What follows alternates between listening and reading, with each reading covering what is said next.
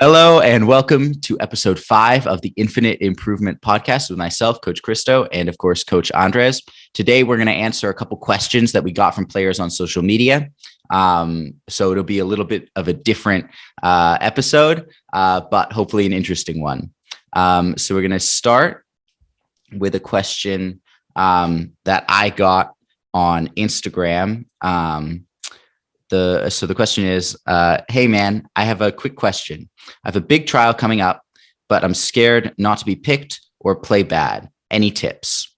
So I can take the lead on this one just to start with and talk a little bit about, my experience with trials and stuff. So I think the biggest thing to bring up is that obviously, trials can be stressful experiences. It's something a little bit different than just going and playing in a regular game. But you really shouldn't treat it that way. I think the biggest mistake you can make is going into a trial expecting the worst or being very scared or very afraid. Trust me, there is always another trial. There's always another opportunity to impress as long as you don't give up and you keep going. I've been to, honestly, 40, 50 trials, maybe more than that if I'm including times where I went myself to a team and it was kind of like an individual trial with that team. But I've been to so many trials. I've played well at some, I've played horribly at some, I've played okay at a bunch of them. And it really is the biggest mistake you can think is going into it with the mindset of this is it. If I don't succeed here, it's all over. That's not the case at all. You just need to go in. And I think the biggest thing is treat it like another training session, another game that you want to perform really, really well in. Because the most important thing that coaches look for is players who can help their team be successful. So, everything that you do at your own team training sessions to help your team succeed, anything you do in games to help your team succeed, those are the things coaches want to see. And, it's even the stuff, off the field. I remember one thing that I used to do once I had grown up a little bit and I wasn't so nervous going to trials, but I would make sure every time I went to, whether it was an open trial or whether I was, going to a team for a trial, I would, take initiative in the session, but before the session even started. So I'd make sure I got there early, obviously, make sure I was ready to go. If it was an open trial, I'd organize players into like a little rondo so that we could play and warm up a little bit, or even just grab a partner and do some juggling or some passing or something, or some sort of dynamic warm up, something that we do all together. If it was a team trial, I'd make sure to, if players were playing soccer, tennis before the training session or playing or in a rondo or something, I'd make sure to hop in there with them because I think that stuff matters a lot. Yeah. The players that you're playing with, getting to know them and stuff. I know it can be a really intimidating situation. You go in and there's 20 people that you've never met and they all know each other, maybe if you're just going into a team. But if you just like hop right in, treat it like a normal training session or a normal game, that's really the mindset you want to go into it with. Yeah, that's good. I think, first of all, it's a wonderful question because as simple as it is, I think it's something that every single player to some degree feels. So first is knowing that no matter who you are, it's a question that's been asked by pretty much every professional player now probably felt that, and they probably didn't have the courage to approach this question to themselves or bring it to somebody. But going from there, I think there's a few practical things that the player can do, and you pointed out several of them. I think also understanding where the question is coming from will help the player understand what he or she is that they're feeling. I think we gravitate to creating fear towards things that are unknown. And so you know that you're going to go to the trial, but you don't know what the outcome is going to be. And so one one practical thing that I like to, when players that I work with have some sort of fear of the uncertainty, is just write it down, and okay, I'm going to try out, and then what are things that I can control, and what are things that I can't control in this trial. And so just make a list of those. And then, for example, can I control how vocal I am? Can I control how my work ethic is? Can I control how I look at myself when I make a mistake? Because you probably will make a couple of mistakes. And then so make a list of the things that you have control of, and then the things that you don't. You might not have control how many times you get the ball from a teammate. You might not have control whether you make it or not in that trial. And so once you create a good those two lists, then focus completely on the ones that you can control, because no matter what you do, the other ones are irrelevant. And I think it doesn't remove the fact that you don't know what's going to come out, but it actually gauges you towards what are practical things. And I feel that when we see things that we can actually influence, then the fear starts to leave a little bit. So I think those are practical things approaching the tryout. One other thing that there was a player, Luke. Yeah. He was gonna go try out at a high school that is connected with I think MLS program. Mhm. And so we spoke before he went, and I said, okay, Luke, let's do this. Pick two things that when you leave, you want them to think of when they think of Luke. So when they're going through the papers and like, okay, this player was here, and they see Luke, what are two things that you would like for them to come to mind after that weekend? And he said confidence and work ethic. And so now we just start from there. So now let's just make a list of, because those are the big broader ones. Let's make a list of what this looks like on the field.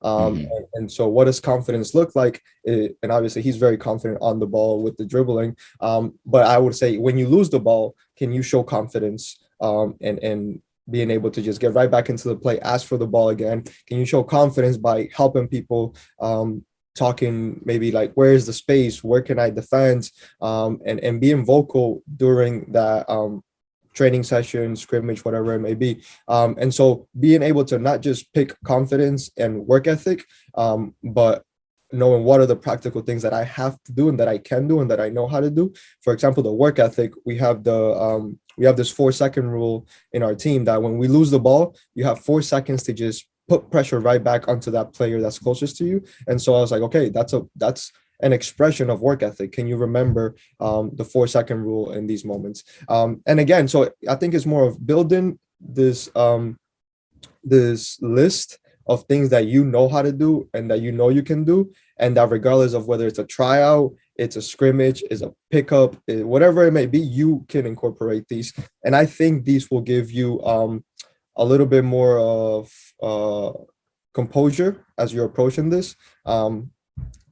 And then I guess to the uncertainty side, there's a whole other ways that we can look into it, because you can't forget that regardless of what the title of what those 90 minutes are, game, scrimmage, one-on-one session, trial, Champions League final, it's a game.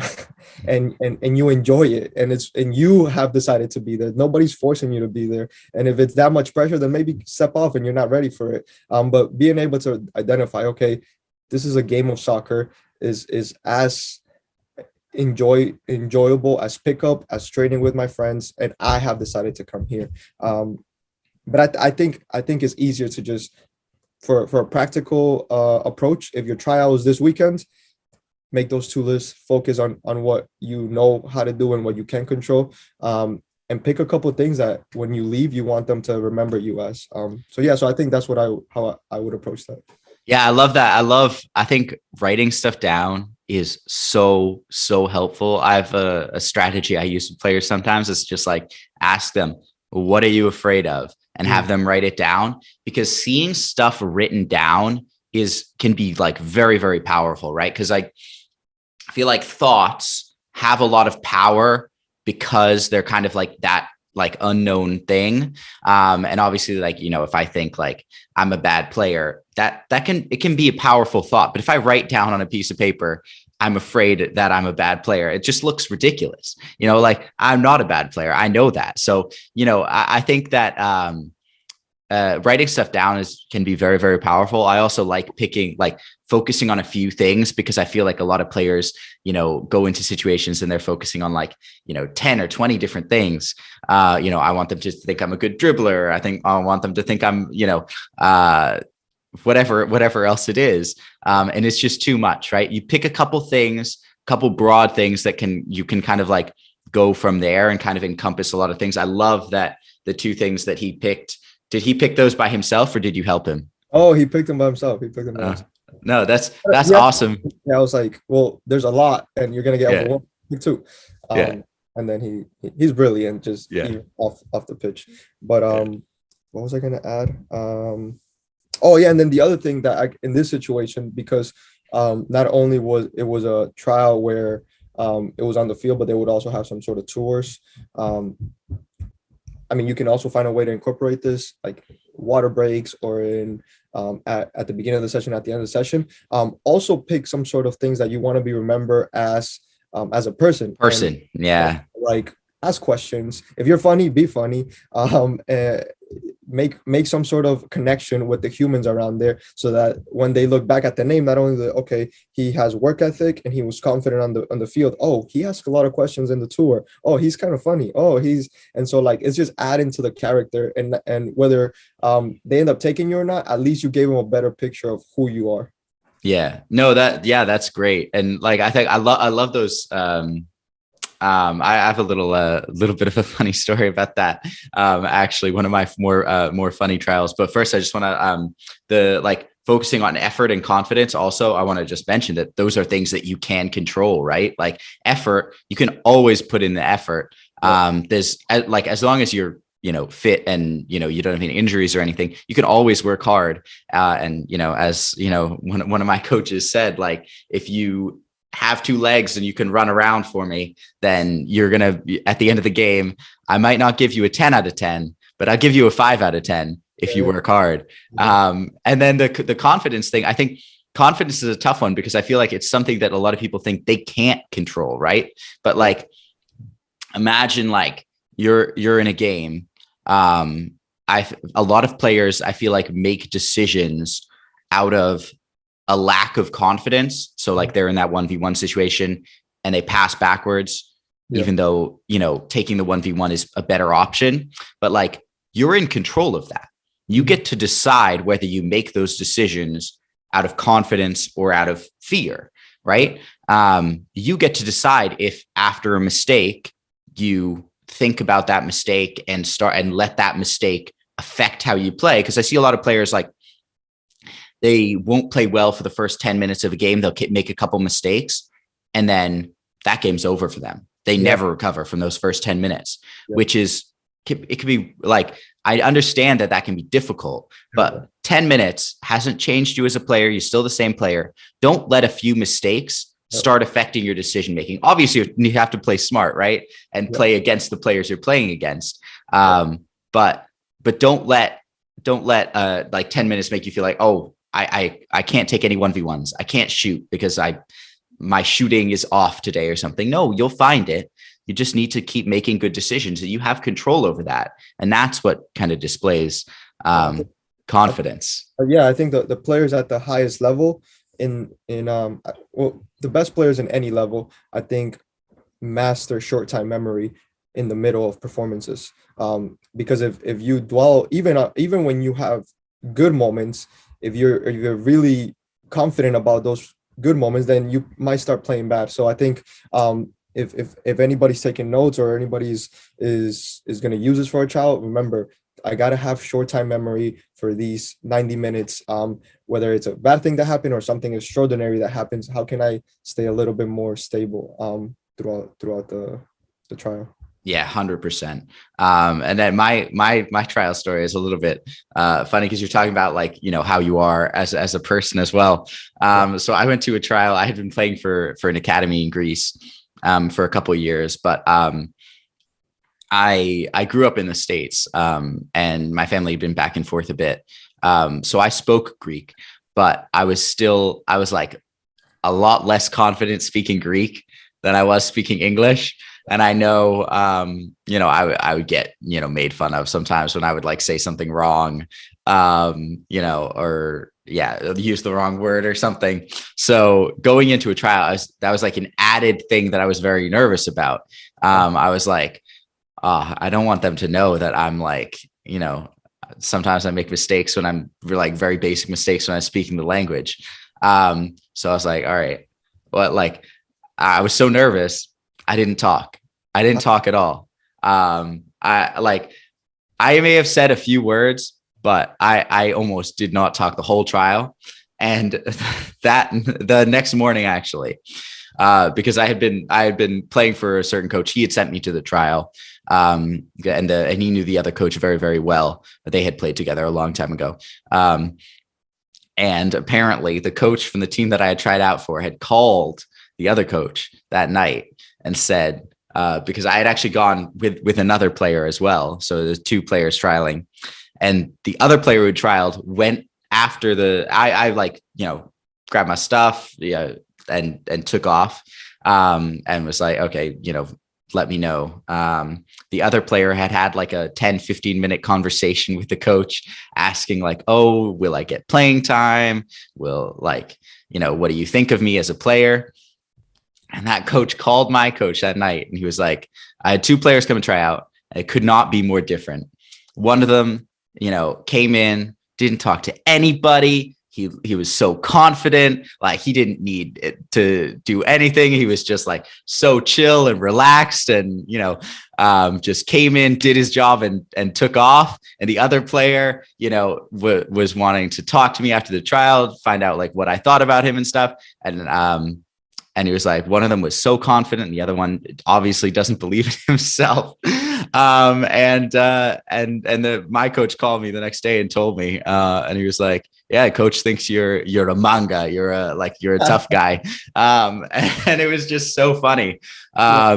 Because it's just like, it's crazy. Like, even if you don't believe in yourself, the impression that you can give to other people. And I wasn't trying to do that. Yeah. And I'm not saying like go to a trial and don't talk. Yeah. But like it worked in my situation. Just like, even if you're not very confident in yourself, act a certain way, and you can almost trick yourself into becoming, that thing. No, that's such a good story, because also like the bad part about talking too much is that you may ask the wrong questions. And so it's not necessary to show who you are or how you are. The solution is not to talk. It's almost like, can you find a way to understand the people around you? And you may be showing more insecurity when you talk, even, and it doesn't, like, at the end of the day, we can't really tell who's more confident or not, but just by these actions that you guys gave, you perceived as being the more confident one. And so it's almost like, can you choose the character you're going to be? Yeah. Minutes, whether it's the quiet one or whether it's the one that asks a lot of questions, but knowing that, what is this character going to be describe us? And if you have chosen confidence, the last thing you want to do is go ask, am I going to make it? Am I going to? Yeah, exactly. Go ahead. There are good ways to talk and bad ways to talk. And I'm not saying like go to a trial and like put some tape over your mouth and don't talk or something, but like, you want to give a certain, that's better than asking the bad. Yeah, exactly. You want to give like a certain impression of yourself, and obviously you want to be true to yourself, but like this, we all have like so much, like so many different things make up who we are. Who are you going to be when you go to a trial? It's different than who you're going to be playing with a coach and players that you've known your whole life, right? Like, and kind of like just accepting that, while also going into it with the mindset that it's just another training session, it's just another game, is kind of, I think it can be super helpful. And also just to like finish up on trials are so important. Almost every professional player is often there because at some point they went to a trial and they succeeded, right? Like, so if you have a lot of trouble you know, go into trials and feeling very, very nervous, then that's something you need to work on, because most players, they're not getting scouted. Like, you know, most players aren't getting signed before someone's seen you play. Someone will come see you play or invite you to train with a team before, you know, anything else happens. Trials are just so important. And most of those players who have attended trials and made it, I'm sure they've attended plenty and have been failed. So it's almost like when you're afraid of what the outcome's going to be, you actually know the outcome. There's two: you make it or you don't make it, and that's it. You know, and just going from there. And if you don't make it, then there will be another trial. And if you make it, then you pursue that if you want that pathway. So I guess it almost fractures the uncertainty when you're stepping in. Yeah. All right. Okay. I think we're ready to move on to question 2. So I'll read it out and then Andres will take the lead on this one. Hey, I have a problem in my playing that I would like to improve, and I think it'd be smart to ask you for help. Often I'm the best player on the field and always do the most assisting and creating opportunities for my teammates. But as myself, I never come to goal scoring chances and scoring goals. It's frustrating, and my coach says that maybe everyone isn't a goal scorer, but it will come with time for me, because I'm always the best player beyond goal scoring. I know scoring goals isn't at all the most important thing for me if I'm making my team score goals, but I want to improve it a lot. So I think maybe I need to train how to be in the right position to get chances to score. I would like your feedback. Yeah. Wow, there's a lot in this. Yeah. So I think the first thing it would be more of why is it triggering you why do you have this desire to score more goals? Just from the message, it seems that he's confident in the importance of his role in the team, and he's looking for another significant way, which is scoring goals. My question would be, why are you focused on scoring more goals and not preventing more goals? Just to kind of understand where this question is coming from, and why is there this strong desire to do more than you already do, given that you already feel like you're the best. And so with that being said, I think a better approach to his current situation would be to understand why it is that he's looking for more goals equivalent to what he's missing. Because I would argue that preventing goals can be another one that's very important. It's just a little bit less seen. If I'm assuming he's an attacking player, so I wonder why don't we try to also improve how to pressure in the right ways, or go look at the statistics. If you're looking at the statistics of how many goals you score per session, look at the statistics. How many goals does your team give up per session, per drill? And can you decrease those two? And I know I'm not solving his question on scoring goals, but I think there's a deeper question that he should add, because I don't think that him scoring more goals will take him to the next level. And so I don't think that him being already a good player, he could be wasting energy or skill set or problem solving skills in an area of the game that is very important, but is not the only part of the game. And I guess it would be good to know what position he is, but to kind of gauge how we can help him score more goals. But my initial honest answer to that is, if you actually want to become better on the field, already being the best player on the field, understand why it is that you're choosing goals and not maybe preventing goals, or maybe pass accuracy, or all these other details, because I think that will give him a better answer to himself as he's continuing to develop. And the other thing is, if it's sometimes when it's too clear, and I know I hope you balance this answer out, Christo, because I don't know that he'll enjoy my answer. But if it's that clear that you're the best player on that team, I wonder if you need to go into a better team. And I say that because even when you think about your goal scoring chances, maybe you're in a team that isn't as good as you to help you be in goal scoring situations the way that you help others be in goal scoring situations. So you might also be lacking a creative player by your side that will make your life easier in scoring goals. And so I think evaluating all of these will help you come to a better answer. But yeah, I guess I'm not answering your actual question as to how can I put the ball in the net more, which it's important, but I think I want to help you as a whole player. Yeah, no, I think, and I'm probably not going to balance out your answer too much. But if you're getting answers to questions, and you you really, really like the answers, you probably didn't need to ask the question, right? So tough questions require tough answers sometimes, or answers you don't particularly like. I think that scoring goals seems like this kind of like magical thing almost sometimes.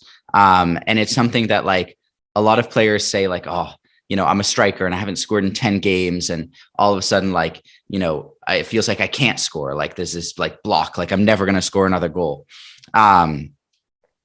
That is in your mind, right? It's completely in your mind. There's nothing special about putting the ball in the back of the net as opposed to passing the ball to a teammate or, wherever else you're going to put it on the field when you're playing, right? Like there's nothing like magical about that. Yeah, there's a keeper in the way, but, and I think a lot of players, the reason that they start to think like, oh, I can't score, or I'm not giving myself chances to score, I'll never score another goal, is because they build up what scoring a goal is.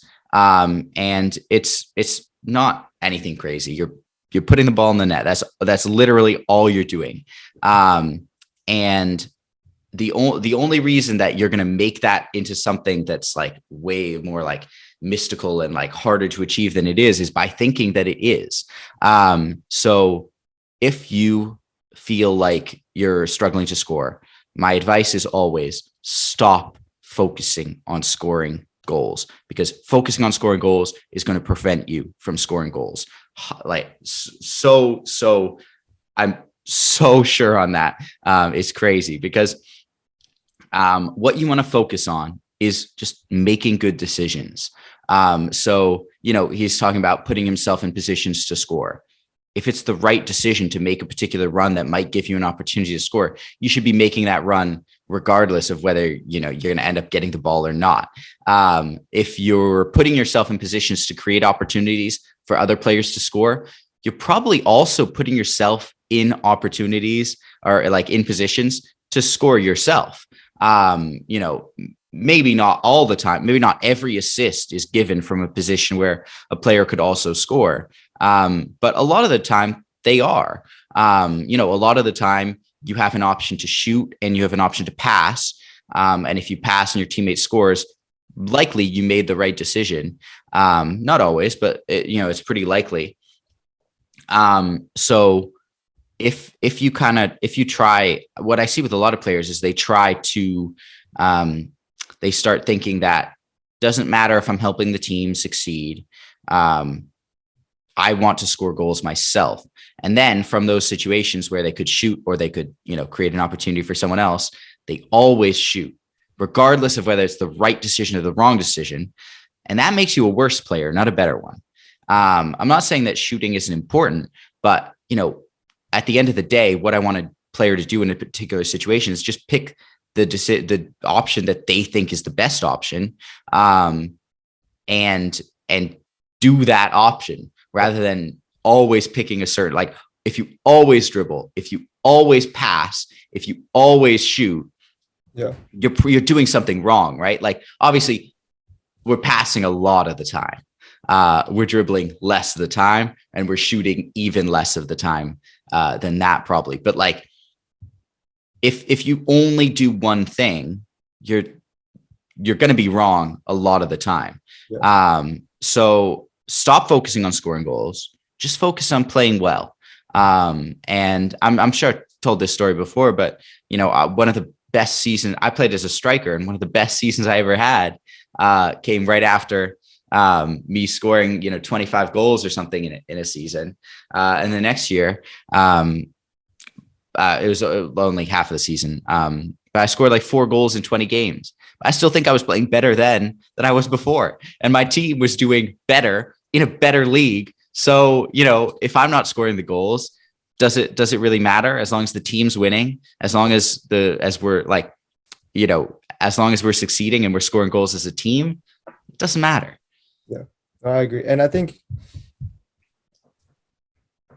considering, well, I guess personally, being honest with yourself, do you want to score the goals or do you want the team to succeed? Or yeah, your team to succeed, but your team to score the goals. Yeah. At the end of the day, like in the scoreboard, it counts the same whether you score them or whether they score them. But if it's they, it's actually us. And so understanding what is the difference between me scoring and them scoring or us scoring. And I think that will also help you understand where this question is coming from. Because if you go to another team, and that team increases the amount of goals they scored because you came to this team, but it wasn't you the one scoring these goals, you still made a significant impact.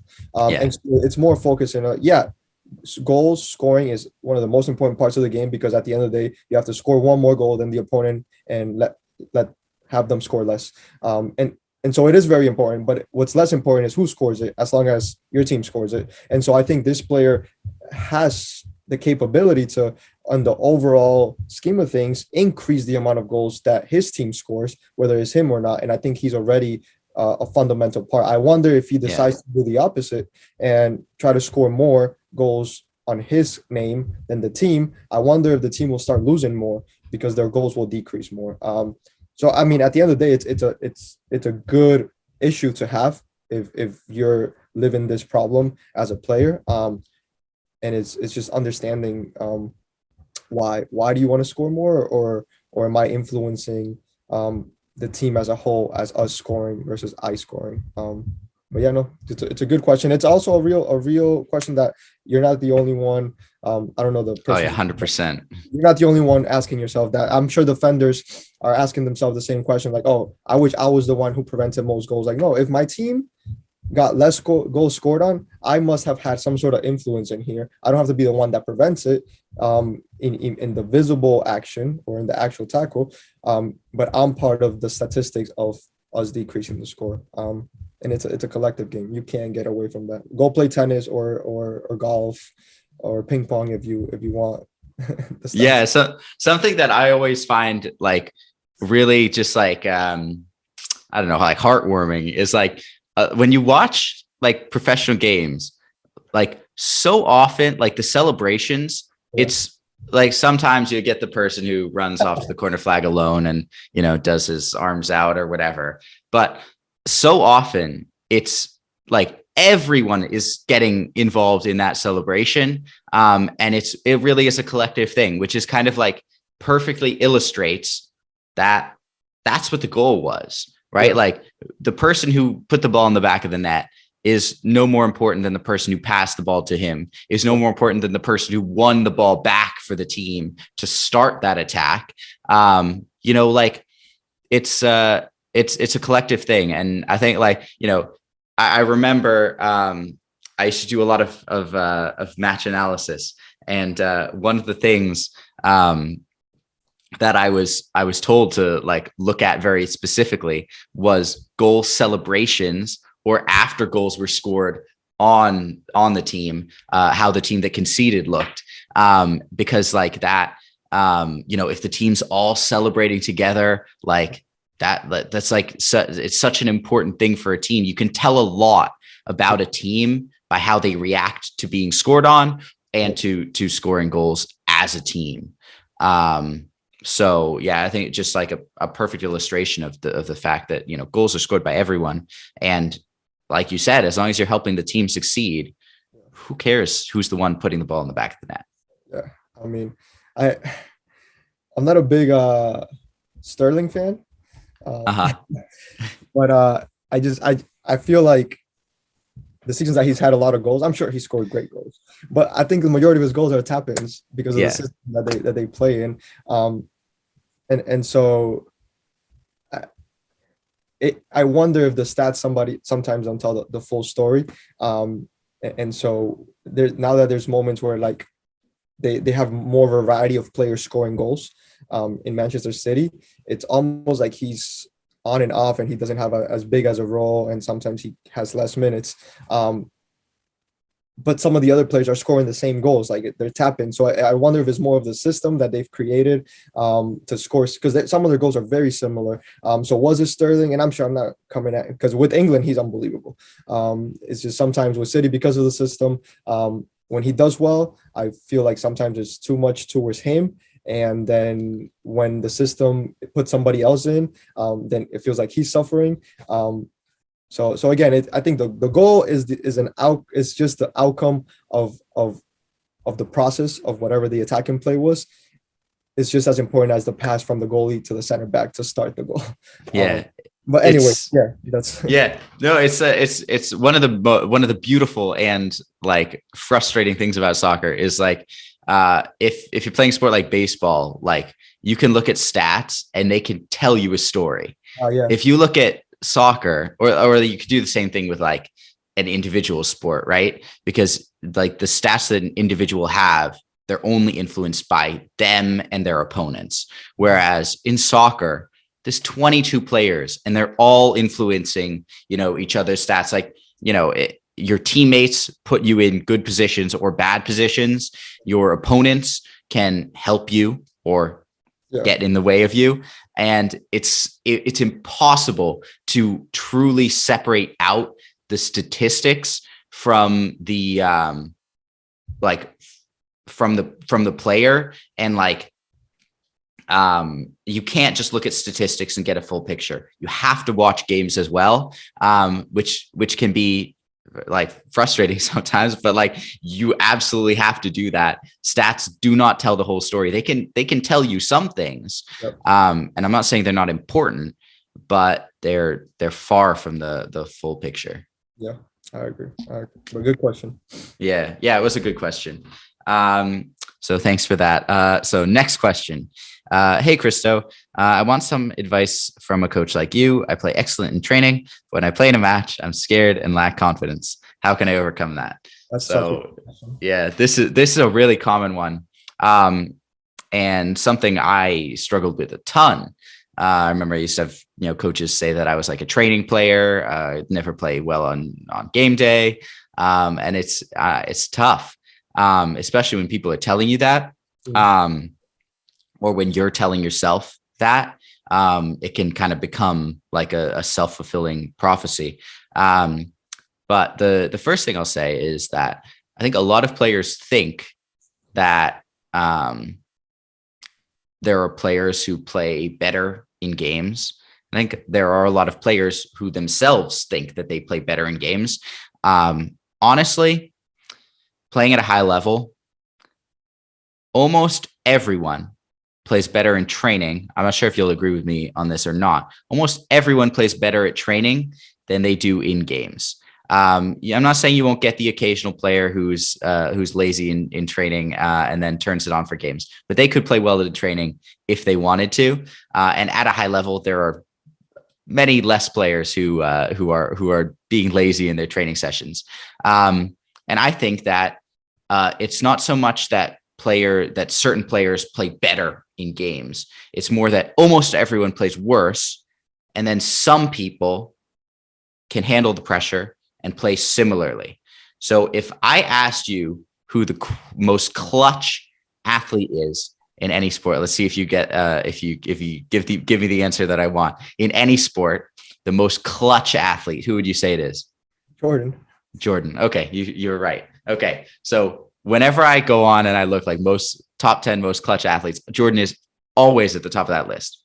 Now, Michael Jordan made 9 out of 18 winning shots in the like last few seconds or something. Yeah. So 50%. His shooting percentage was 50% in the playoffs. Yeah. It was 50% in the regular season. Yeah. I probably bet it was 50% in his training sessions as well. Yeah. Right? He was not clutch. He was consistent. That's all it was. He did the same thing in every situation. If you gave him a game-winning shot in training, he'd probably nail it 50% of the time. You did it in the NBA playoffs 50% of the time. It's not like he was making these all the time, but there wasn't a huge drop off. And I think for a lot of players, there is a huge drop off from training to games, or from less important games to more important games. Yeah, that's a really good answer. I really like when you break down that it's more not of like removing the focus from just you not being able to train well and play well, but it is actually most players play better in training, or I don't know if better, but okay, so I think most players can play at their highest potential in training, Mm-hmm. and that potential is distorted in that transition from training to games. And then I do agree that it's the players that can express themselves within that pressure. So that helps me mentally understand, because I had that issue too, because I felt that okay, I'm so good in training, but for some reason these players can translate it, and I sometimes have more of a difficulty. But it wasn't necessarily that they were playing worse at training, and then I don't know where they're playing better in the games. Yeah. Um, Well, I think like it's like especially like if you go lower and lower levels, like players don't take training seriously and they take games seriously. So obviously they put in more effort at games, they might play better. But I think that like as you get to higher and higher levels, that kind of changes, because no one's treating training like a joke. Everyone's playing very seriously at training. And then from there, like everyone's putting in the work at training, they're putting in the effort. And maybe there are some players who, like I've played with like very, very good players who maybe took training a little bit, more relaxed. And then at games, all of a sudden it was like, oh my God, where did this player come from? But for a lot of the players, they took training in games just as seriously, because that's what got them to that level. But then the pressure of games is what kind of affects you and lets you not kind of be yourself on the pitch for those like high pressure situations.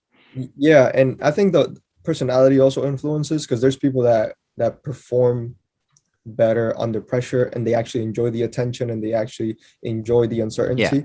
And so I'm just gonna assume that the player asking the question, because it was similar to my situation, perhaps doesn't thrive in pressure or in game day scenarios. And so I would give them a similar practical approach as what we gave the first question, because I think the uncertainty of the arena between training and game day increases in game day, because I think one of the reasons that I remember, I was speaking for myself, I was really good in training was because I knew my opponent very well. I knew what he had to give me. I knew who was the best defenders. I knew who was the best attackers. I had a good idea of what was in front of me. Game day, there's this idea that like, oh, but what if he's better than me? What if this move doesn't work? What if they read my pass? And so there's this uncertainty of not knowing the qualities of the team that you're playing against. Here, we were joking about me moving my hands a lot, and now I'm sorry, I didn't mean to make you self-conscious. no so going back to the list, okay, what are the things that I can control coming into this game? And what are the things that I can't control? So you can't control how much better their center back is than your center back in your training session. But what are your things that, okay, your work ethic again goes, if you have some sort of game plan, how can you execute that game plan with regards to what you've done that week, your strengths? Okay, I know that we're looking to possess here, to take us there, because that's where their weaknesses. So just these practical things that you already know, you stick to that game plan. And I think, again, going back to what you're doing without the ball, am I moving into space? That's something that regardless of who's in front of you, the space is the same. The space doesn't get better, worse. Space is neutral. And then how hard you work to get the ball back, and how much you communicate. So all of these things automatically can still make you have a good game. And again, then it goes back, what are your metrics on game day? Because if your metrics are only passing percentage, goal score, tackles won, then you're missing a whole bunch of other invisible metrics that are part of the game, that when you leave the field, it's almost like you're unbalancing yourself in your personal evaluation, and you're automatically going to be lower because you're only looking at the passing percentage, the goal scoring, as opposed to, okay, I closed the space, somebody else made the tackle, but without me closing the space, this would have happened. So you have to be able to see these things, so that, because now I'm wondering, are you actually not as good in games than in training? Are you actually doing a lot of things right? You just are not pointing them out to yourself because you're focused on the visible part of the game. So I think, again, differentiating things that I can control, things that I can't control on game day, and having some sort of game plan as you approach game day, that these are things that I know I can check off regardless of who's in front of me. And I think it's a feeling too. I think understand that it's okay to feel that way, that you're not the only player that is easier to play a certain way in training and then play the same way or better at the games. I think I agree with you that probably the higher percentage of players have to work really hard to recreate their best version, take it from training to game. I think the last thing, I guess, thinking of the Jordan example, like, the reality is that in sports, you lose more than you actually win. And you can take it from a title to a performance. And you can say you might have less statistically good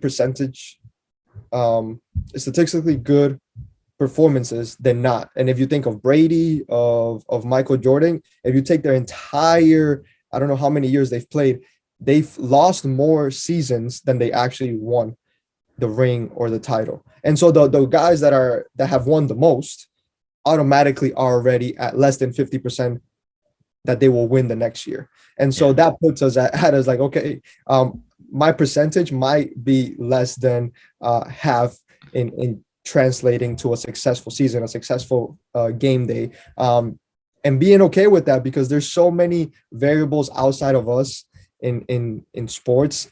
You could have an amazing game, hit the crossbar 5 times, you get scored on, you lose 1-0, you cannot go home and say we sucked. You're sucking the joy out of it. And so I think being able to control those feelings and emotions, having more realistic metrics will help. But again, very real question there's so many different like ways to be successful. It's not like success isn't just, ending up with the title, right? Success could be,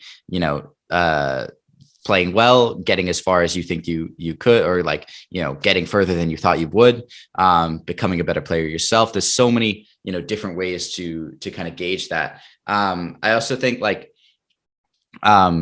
it's like, this player says in their question, I play excellent in training. So rather than looking at it as I have a problem, you look at it as I've taken the first step, right?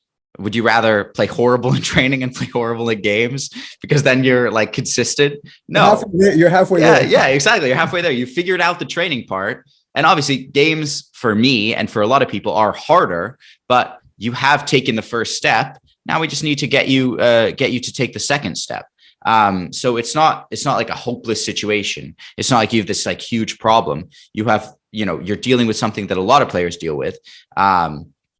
And you've already taken, one step towards solving that problem. So I'll give like a couple quick strategies, but before that, I just want to say like, where I start with a lot of players, because a lot of players come to me and they're very like in a very bad place. And I can relate to them because I was in a very bad place at one point, thinking that I was a horrible player because I could never play well in games. I would like be extremely stressed going into games and stuff. And I played so many games where I was never myself. I never played like I knew I could. And like, that was literally the worst thing that I could have done was play within myself and not like just be true to myself, because I played badly, even if I was like, avoiding making tons of mistakes and stuff because I wasn't taking a lot of risk.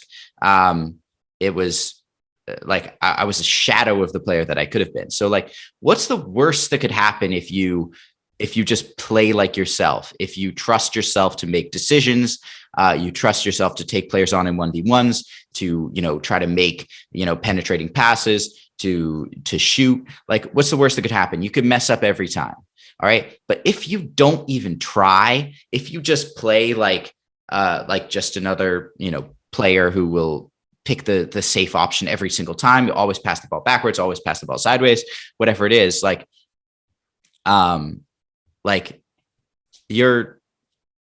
it's the same thing anyway.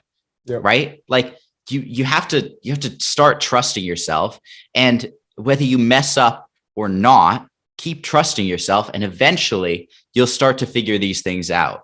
But you can't like hide. You can't like not step up and expect things to get better. You have to make that change. It has to come from you. And a couple like really like quick strategies. So I've talked about doing stuff off the pitch you can do.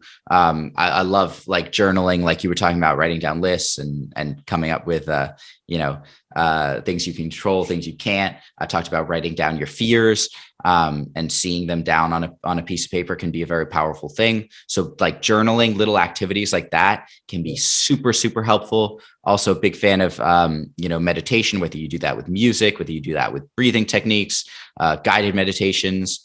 Those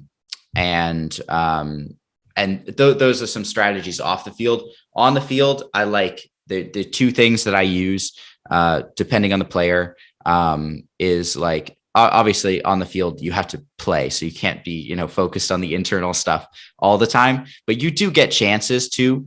And especially if you start thinking a lot of negative thoughts, I either have players sing or hum or whistle a tune in their head or out loud. I whistle out loud and look like an idiot, but who cares? And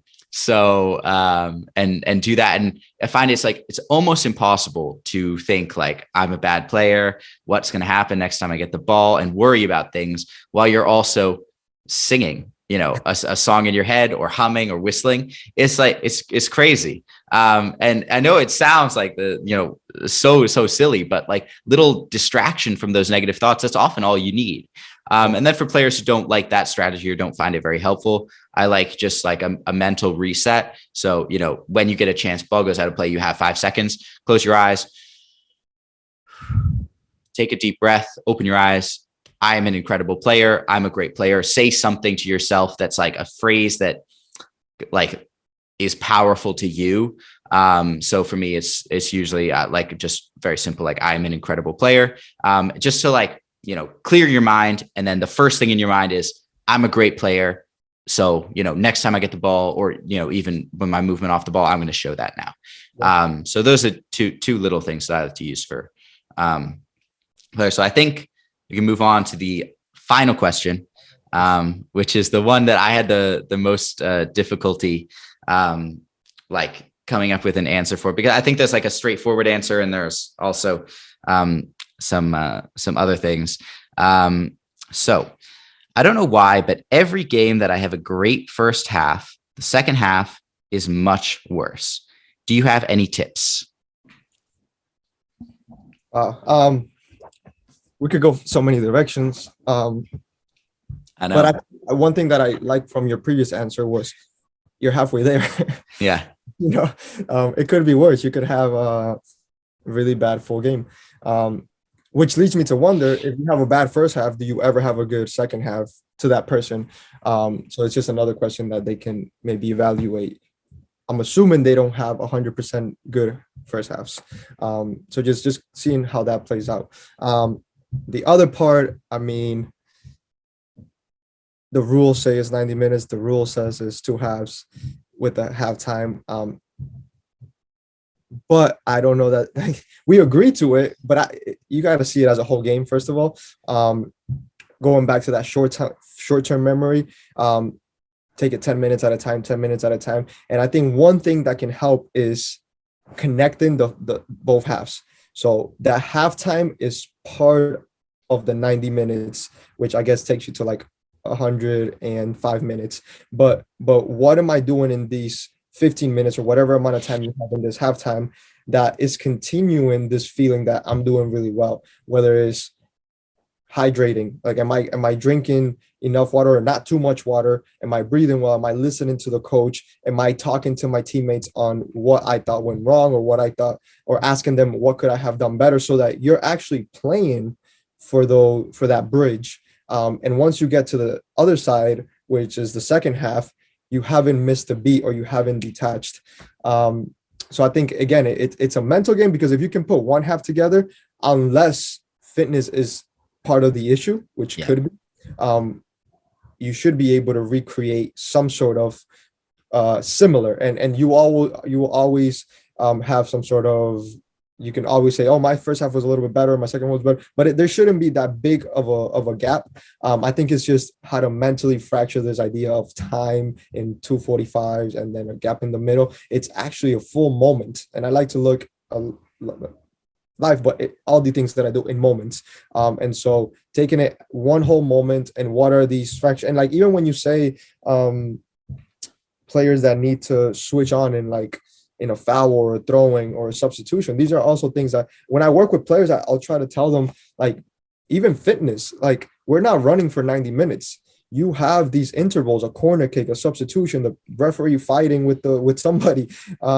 These are intervals in which if you can get your lungs back in 35 seconds and 45 seconds, as opposed to when you go and work on your fitness, you're doing sprints and how long can I last in these sprints, as opposed to like, oh, how quick can I recover? And so it's the same idea. So when you're having a really good half, you might be evaluating yourself too much at that gap in the first half, as opposed to I'm still going, how can I use this gap in a way that's going to help me continue to keep going. And tactical questions, like I said, talking to your teammates, all these little things that you're still in the middle of a game, even though you're not in that halftime. But yeah, I think starting from the fact that you can put one half together, and also the fitness one is a real one, because if it's just that, you're just fitness away from putting a whole game together. But yeah, I think that's where I would take it. Yeah, it's funny. We were two questions in a row where they're looking at the glass half empty rather than half full, right? Yeah, I think whenever I hear I have issues with consistency, I think of two things. So it's either fitness or it's something to do with the mental side of the game. So I'll do the mental side of the game first, because that's more interesting to me. So I wonder, now I'm going to take the player at their word here, that they play well in a lot of first halves and not well in the second half, because I'm assuming that's why they would have, asked a question like that. But obviously, it's often tough to know exactly how you play. And if the difference isn't like massive, a lot of the time, like I'll be done with a game and I won't be sure, like, did I play really well? Did I not play well? It's sometimes tough to know. Like I've had people tell me like, oh my God, you played so well. And I was like, really? I thought I played horribly. Or I thought I played like just okay or something. But if that first half was like 10 minutes longer, say, would you still be the same player for those extra 10 minutes? Like, let's say there was no halftime and you just played like, I don't know how old this player is, but like maybe they're playing like 40-minute halves or something. Let's say we had them just play 60 minutes in a row. Would they play like the first half the whole time? And that would tell me a lot, like, is it a fitness issue or is it maybe not a fitness issue? But if they play the same for those, even if we extended the first half a little bit, that'll tell me that it's probably something to do with what becomes in between first half and the second half, which is halftime, right? So a lot of the time, there's a big difference between like the 15 minutes before a game and then the 15 minutes in the middle of a game. So, your preparation before the game and then your preparation for the second half. So I know like one thing that I don't love,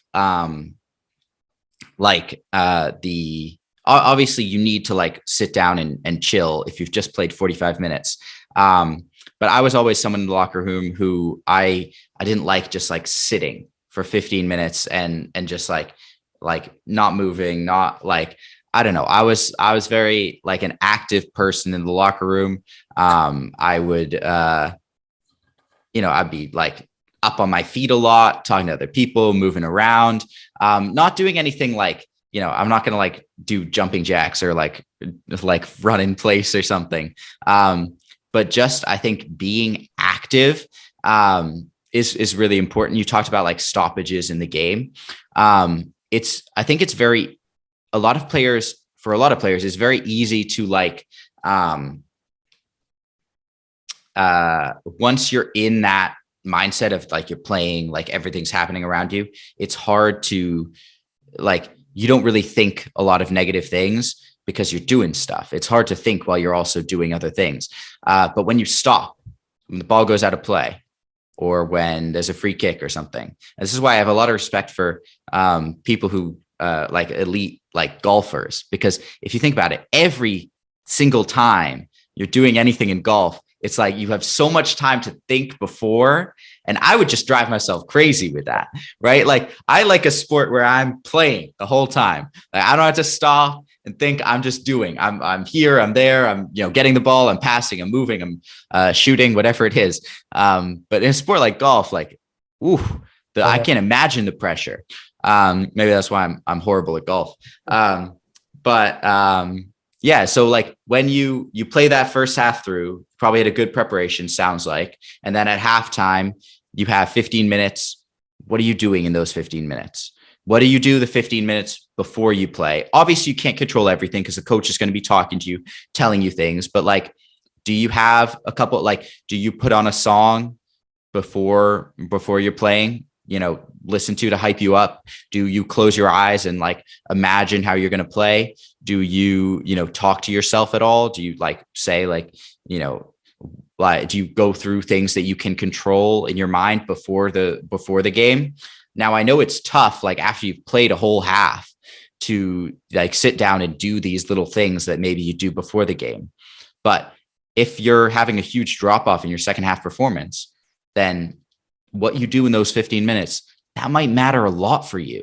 For some players, it might not matter, but for you, it seems like it does. So take care of those little things that you do in between, whether it's listening to a song, if you have the chance, obviously, whether it's, doing a little bit of self-talk, hyping yourself up, whether it's just talking to your teammates, and, relaxing in the locker room and doing all of that stuff.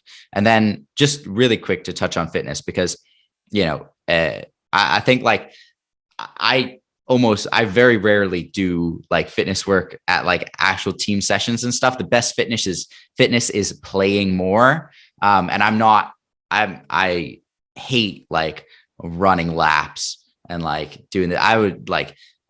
I remember I had coaches who had me run laps for warmups. So I was like, grab a ball and get into a small sided game or something. That's so much better for you. And you get touches and stuff. So the best fitness is playing. If you need to do some fitness work on your own, then you need to do some fitness work on your own, interval running, high intensity interval training. If you can't play in a lot of games, that stuff can be really, really important. Fitness affects almost everything. Like when you're tired, your touch is worse, your decision-making is worse.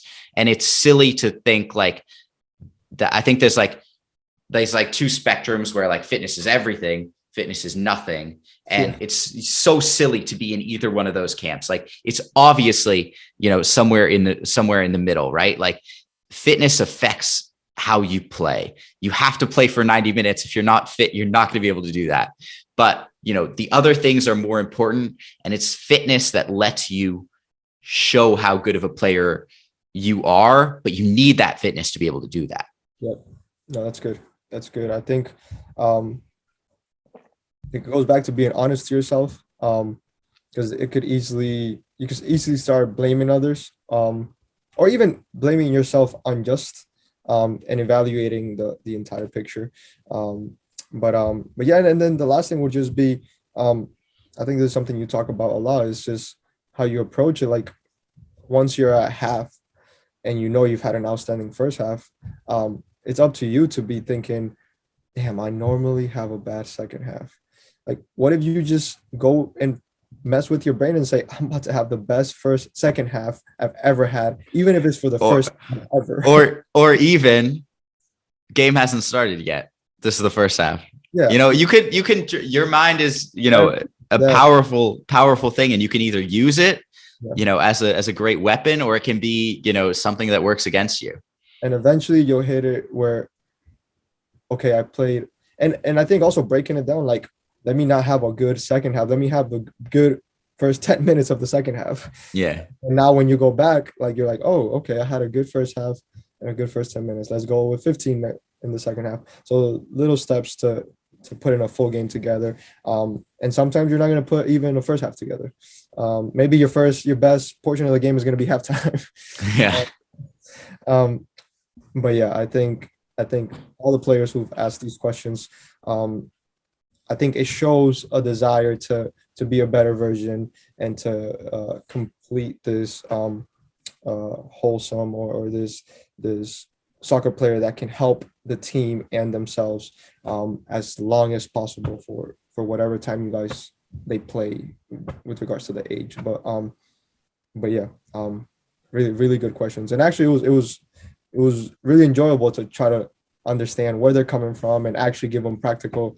I hope these players are able to, I don't know if we can tag them or you can maybe I have them all they were all Instagram DMs. So I'm gonna DM the messages to them, or the podcast to them, and say, you know, here, I answered your question, or we answered your question in a podcast. Something cool would be if you watch the podcast, today we took a little bit of a different structure, and maybe comment like which structure more helpful, which structure do you enjoy more, do you enjoy both of them, so should we keep balancing in that manner, and it would help us help you guys more, 100% time with us here. But yeah, all right, awesome. Well, that's gonna wrap it up for episode 5 of the Infinite Improvement podcast. Put links to social media in the description. Obviously, we're on my YouTube channel, Coach Christo. Then we're also on Apple Podcasts, Spotify, and Amazon podcasts, or whatever Amazon calls their podcast section. I never had a podcast. Oh wow. Yeah. So yeah, thanks for watching. And we'll talk to you next time. All right. See you guys.